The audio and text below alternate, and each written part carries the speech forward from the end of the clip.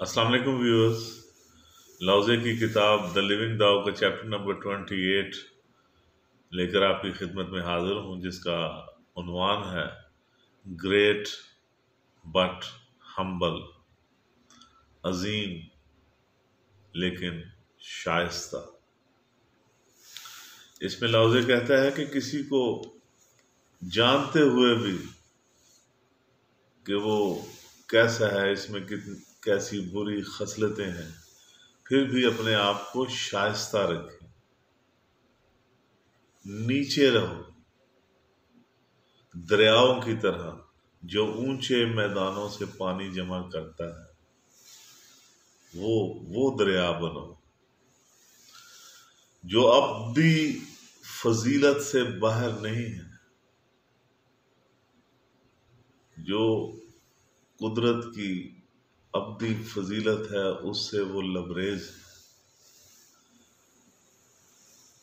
نوزائیدہ بچوں کی بے حسی کی پیروی کریں، جیسے اس کی حسیات نہیں جاگی ہوتی، اسی طرح زندگی میں رہیں۔ کسی بھی چیز کو اپنے اوپر سوار مت کریں، بچوں کی سی زندگی گزاریں۔ کسی کا کوئی رنگ رکھیں، چاہے وہ کالا ہی ہو، اور سفید رنگ کو جانتے ہوئے دنیا کے لیے ایک مثال بنے۔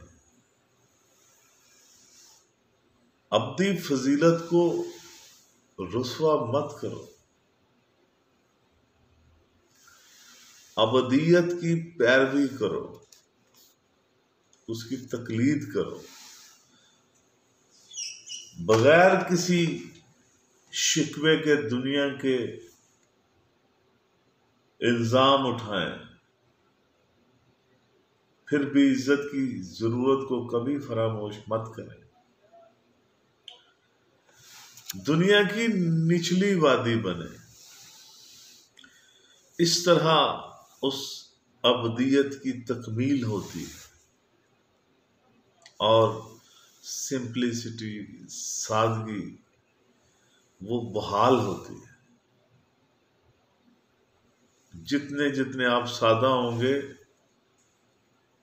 اتنی اتنی ابدی فضیلت آپ میں سرایت کرتی چلی جائے گی، یہ کہنا چاہتا ہے۔ سادگی بڑی قابل قدر چیز ہے۔ سادہ چیزوں کے باعث، سادگی کے باعث ہمارے پاس بڑے کارآمد اوزار ہیں،